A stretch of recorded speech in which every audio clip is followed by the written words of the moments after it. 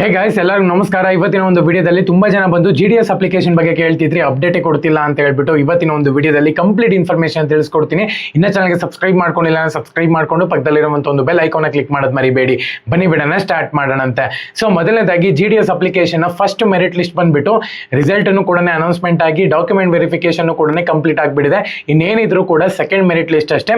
First merit list ಇನ್ನೇನು process ಇಲ್ಲ. Actual ಆಗಿ ಡಾಕ್ಯುಮೆಂಟ್ ವೆರಿಫಿಕೇಶನ್ ಅಲ್ಲಿ ಯಾರೆಲ್ಲ ಸೆಲೆಕ್ಷನ್ ಆಗಿದ್ರೋ ಅವ್ರಿಗೆ ನೆಕ್ಸ್ಟ್ ಪ್ರೊಸೀಜರ್ ಅನ್ನುವಂಥದ್ದು ಸ್ಟಾರ್ಟ್ ಆಗುತ್ತೆ ಅಂತಾನೆ ಹೇಳ್ಬೋದು. ಅದು ಬಿಟ್ಟರೆ ಸೆಕೆಂಡ್ ಮೆರಿಟ್ ಲಿಸ್ಟಿನ ಒಂದು ಅನೌನ್ಸ್ಮೆಂಟ್ ಮಾಡೋದಾದ್ರೆ ಆಕ್ಚುಲ್ ಆಗಿ ಸೆಕೆಂಡ್ ಮೆರಿಟ್ ಲಿಸ್ಟ್ ಇಂದು ಇವಾಗಲೇ ಬಿಡ್ತಾರೆ ಅವಾಗಲೇ ಬಿಡ್ತಾರೆ ಅಂತ ಹೇಳ್ಬಿಟ್ಟು GDS ನವರು ಏನು ಅನೌನ್ಸ್ಮೆಂಟ್ ಮಾಡಲ್ಲ. ಫಸ್ಟ್ ಮೆರಿಟ್ ಲಿಸ್ಟ್ ಅನ್ನು ಕೂಡ ಅನೌನ್ಸ್ಮೆಂಟ್ ಮಾಡಲ್ಲ, ಯಾವತ್ತೂ ಕೂಡ ಮಾಡಿಲ್ಲ, ಮುಂದೆನೂ ಕೂಡ ಮಾಡಲ್ಲ. ಏನಕ್ಕಪ್ಪ ಅಂದ್ರೆ ಇದು ನಾರ್ಮಲ್ ಆಗಿ ಮೆರಿಟ್ ಲಿಸ್ಟ್ಗಳು ಬರ್ತಾನೆ ಇರುತ್ತೆ. ಒಂದ್ಸತಿ ರಿಸಲ್ಟ್ ನ ಅನೌನ್ಸ್ಮೆಂಟ್ ಮಾಡಲ್ಲ ಇವರು. ಡಾಕ್ಯುಮೆಂಟ್ ವೆರಿಫಿಕೇಶನ್ ಅಲ್ಲಿ ಕರೆಕ್ಟ್ ಆಗಿ ವೆರಿಫಿಕೇಶನ್ ಆಗಿಲ್ಲ ಅಂತ ಹೇಳೋದಾದ್ರೆ ನೆಕ್ಸ್ಟ್ ಇನ್ನೊಬ್ರಿಗೂ ಕೂಡ ಚಾನ್ಸ್ ಸಿಗಬೇಕು ಅಂತ ಹೇಳಿ. ಸೊ ಇವನ್ನೆಲ್ಲಾನು ಬಿಟ್ಟು ಒಂದೇ ಸತಿ ರಿಸಲ್ಟ್ ಅನ್ನ ಅನೌನ್ಸ್ಮೆಂಟ್ ಮಾಡಿದ್ರೆ ಇವಾಗ ವೆಬ್ಸೈಟ್ ಅಲ್ಲಿ ಅನೌನ್ಸ್ಮೆಂಟ್ ಮಾಡೋರು ನಾಳೆ ಬರುತ್ತೆ ನಾಳದ್ ಬರುತ್ತೆ ಅಂತ ಹೇಳ್ಬಿಟ್ಟು. ಸೊ ಹಂಗಾಗಿ ಇದು ಯಾವಾಗ 6-7 ಮೆರಿಟ್ ಲಿಸ್ಟ್ ಹೋಯ್ತು. ಸೊ ಹಂಗಾಗಿ ಇದು ಅನೌನ್ಸ್ಮೆಂಟ್ ಏನು ಮಾಡಲ್ಲ. ನಾರ್ಮಲ್ ಆಗಿ ನಾವೇ ವೆಬ್ಸೈಟ್ ಅಲ್ಲಿ ಚೆಕ್ ಮಾಡ್ಕೋಬೇಕಾಗುತ್ತೆ. ಅದಕ್ಕೋಸ್ಕರ ನಮ್ಮ ಒಂದು ಟೆಲಿಗ್ರಾಮ್ ಚಾನಲ್ಗೆ ಜಾಯಿನ್ ಆಗಿ ಪ್ರತಿ ಸತಿನೂ ಕೂಡ ನಾನು ಹೇಳ್ತಿರ್ತೀನಿ ನಿಮಗೆ. ಫಸ್ಟ್ ಮೆರಿಟ್ ಲಿಸ್ಟ್ ಬಂದಿದ ತಕ್ಷಣ ಫಸ್ಟ್ PDF ನಾನೇ ಹಾಕಿದ್ದು ಟೆಲಿಗ್ರಾಮ್ ಚಾನಲ್ಗೆ. ಸೊ ಹಂಗಾಗಿನೇ ಪ್ರತಿಯೊಬ್ರು ಕೂಡ ಡಿಸ್ಕ್ರಿಪ್ಷನ್ ಲಿಂಕ್ ಕೊಟ್ಟಿರ್ತೀನಿ. ಪ್ರತಿಯೊಬ್ರು ಕೂಡ ಹೋಗಿ ಟೆಲಿಗ್ರಾಮ್ ಚಾನಲ್ಗೆ ಜಾಯಿನ್ ಆಗಿ ವಿಡಿಯೋ ಮಾಡೋಕ್ಕಿಂತ ಮುಂಚೆ ಫಸ್ಟ್ ಅಲ್ಲಿ ವೆಬ್ಸೈಟ್ನ ವಿಸಿಟ್ ಮಾಡಿಬಿಟ್ಟು ನಾನು ಡೌನ್ಲೋಡ್ ಮಾಡ್ಕೊಂಡು PDF ನ ನನ್ನ ಒಂದು ಟೆಲಿಗ್ರಾಮ್ ಚಾನಲ್ಗೆ ಹಾಕ್ಬಿಡ್ತೀನಿ. ಸೊ ಹಂಗಾಗಿನೇ. ಸೊ ಸೆಕೆಂಡ್ ಮೆರಿಟ್ ಲಿಸ್ಟ್ ಬಂದ್ಬಿಟ್ಟು ಈ ವಾರ ಬರುತ್ತಾ ಅಂತ ಹೇಳ್ಬಿಟ್ಟು ತುಂಬಾ ಜನ ಕೇಳ್ತಿದ್ದಾರೆ.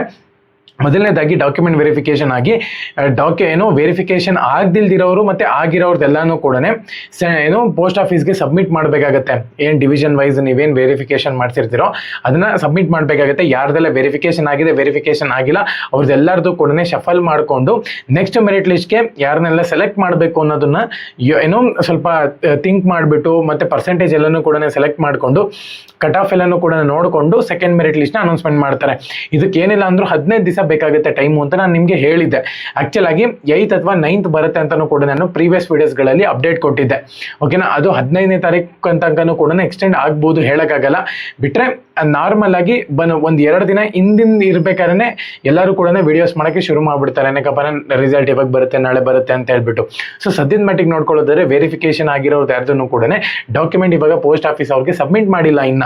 ಸೊ ಹಂಗಾಗಿನೇ ಡಿಲೇ ಆಗ್ತಿದೆ. ಬಿಟ್ರೆ ಯಾವುದೇ ಕಾರಣಕ್ಕೂ ಏನಿಲ್ಲ, ಈ ವೀಕ್ ನಲ್ಲಿ ಬರಬೇಕಾಗಿತ್ತು, ಬಂತು ಅಂತ ಹೇಳಿದ್ರೆ ನಾನು ನಿಮಗೆ ವಿಡಿಯೋ ಮಾಡಿ ತಿಳಿಸ್ತೀನಿ. ನನ್ನ ಪ್ರಕಾರ ಈ ವೀಕ್ ನಲ್ಲಿ ಬರೋ ಡೌಟು ಅಂತಾನೆ ಹೇಳ್ಬೋದು. ನೆಕ್ಸ್ಟ್ ವೀಕಿಗೆ ಖಂಡಿತವಾಗ್ಲೂ ಕೂಡ ಬರುತ್ತೆ. ಓಕೆನಾ.